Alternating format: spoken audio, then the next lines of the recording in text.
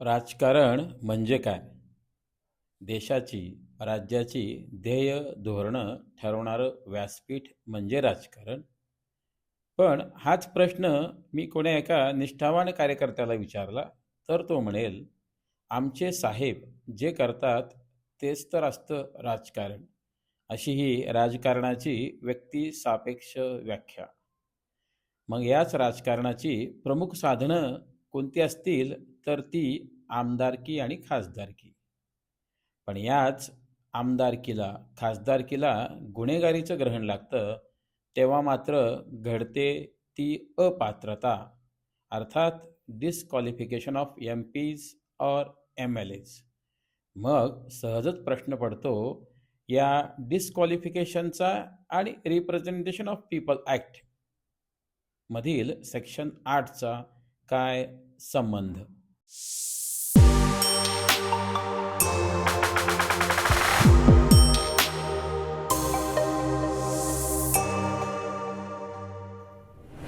नमस्कार, मी अनिल शिवाजीराव कापडे.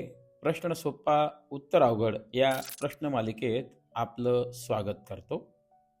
डिस्क्वालिफिकेशन याची तरतूद माननीय संविधानामध्ये आर्टिकल 102 आणि आर्टिकल 191 मध्ये दिसून येते. आर्टिकल 191 क्लॉज 1 सबक्लॉज ई मध्ये संविधान संसदेला शक्ती प्रदान करतं की ते त्या त्या वेळेनुसार कायदा तयार करू शकतील. प्रामुख्याने आर्टिकल 191 मध्ये 5 प्रमुख कारणं दिलेली आहेत.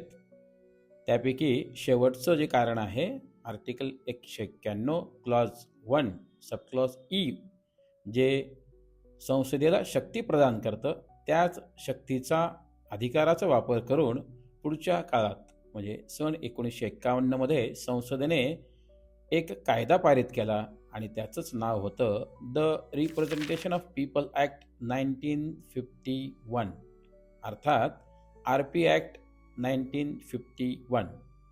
असा हा रिप्रेझेंटेशन ऑफ पीपल ॲक्टचा उगम. मग याच कायद्यातील सेक्शन 8 नुसार माननीय राहुल गांधी यांची झालेली खासदारकीची अपात्रता व मग माननीय सुनील केदार यांची झालेली आमदारकीची अपात्रता, अशी काही उदाहरणं मागच्या काही दिवसात दिसून येतात. राहुल गांधी यांची खासदारकी लोकसभेने काढून घेतली होती, ती एका नोटिफिकेशनद्वारेच. आणि सुनील केदार यांची आमदारकी 23 डिसेंबर 2023 रोजी विधानसभेने एका नोटिफिकेशनद्वारे रद्द केली होती. अशी ही 2 उदाहरणं. ही बाब वेगळी की राहुल गांधी यांच्या केसमध्ये परत एकदा त्यांची खासदारकी त्यांना बहाल करण्यात आली होती, कारण माननीय सुप्रीम कोर्टाचा निकाल यामध्ये त्यांना स्टे ऑन कन्व्हिक्शन मिळालं होतं.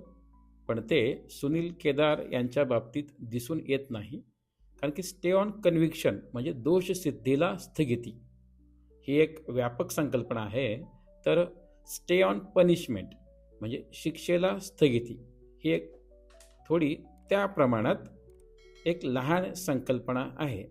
थोडक्यात सांगायचं म्हणजे स्टे ऑन कन्व्हिक्शन आहे म्हणजेच स्टे ऑन पनिशमेंट आहेच.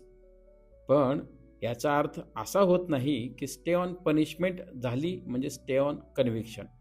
पण कायद्यातील तरतूद पाहता स्टे ऑन कन्व्हिक्शन जर असेल तरच अपात्रता थांबते, अशी ही कायदेशीर तरतूद.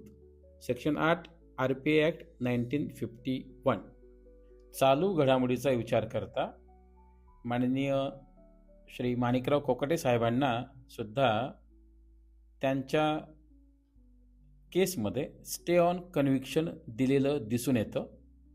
दिनांक 22 डिसेंबर 2025चा तो माननीय सर्वोच्च न्यायालयाचा निर्णय, ज्यामध्ये त्यांना स्टे ऑन कन्व्हिक्शन आहे. याचा अर्थ दोषसिद्धीला स्थगिती, जी की एक व्यापक संकल्पना आहे. असं हे सेक्शन 8 यामध्ये सुरुवातीला 4 सबसेक्शन्स होती. पण 10 जुलै 2013 रोजी माननीय सर्वोच्च न्यायालयाच्या निर्णयानुसार सेक्शन 8 सबसेक्शन 4 हा असंवैधानिक अनकॉन्स्टिट्युशनल ठरवला गेला. म्हणून सध्या आज घडीला यामध्ये 3 उपकलम दिसून येतात. 3 सबसेक्शन्स.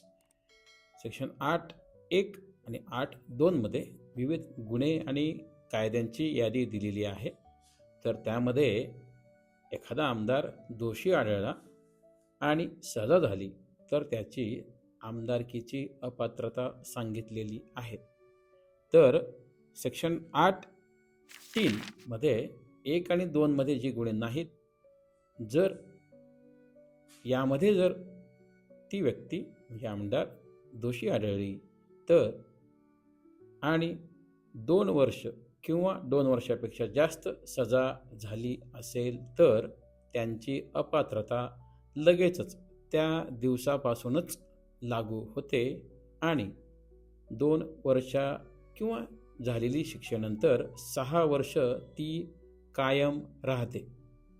उदाहरणार्थ, जर एखादी केसमध्ये 2020ला अपात्रता झाली असेल आणि 2 वर्षांची सजा असेल तर 2022 पर्यंत शिक्षा पूर्ण होईल आणि 2022 ते पुढचे 6 म्हणजे एकूण 2028 पर्यंत ते आमदार निवडणूक लढविण्यास अपात्र असतील.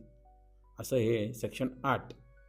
मग यामागचा उद्देश एकच की सामाजिक सलोखा, देशहित, समाजहित जोपासलं जाईल, जे की लोकशाहीचं मूलभूत तत्व आहे. राजकारणाचं गुन्हेगारीकरण होऊ नये म्हणून हे कलम सातत्यानं प्रयत्न करताना दिसून येतं. थोडक्यात काय तर the purpose of this section is to maintain integrity and credibility of democratic values. म्हणजे इथं 2 शब्द प्रकर्षाने दिसून येतात. इंटिग्रिटी याचा अर्थ तत्वनिष्ठता, सत्यनिष्ठता, आणि क्रेडिबिलिटी याचा अर्थ विश्वासार्हता. कोणाची तर लोकशाही तत्वांची. ही मूल्य जपणूक करणं आणि त्याप्रमाणे पालन करणं हेही तितकंच महत्त्वाचं. आजच्या भागात इतकंच. लवकरच भेटू पुढील भागात. तोपर्यंत जय हिंद.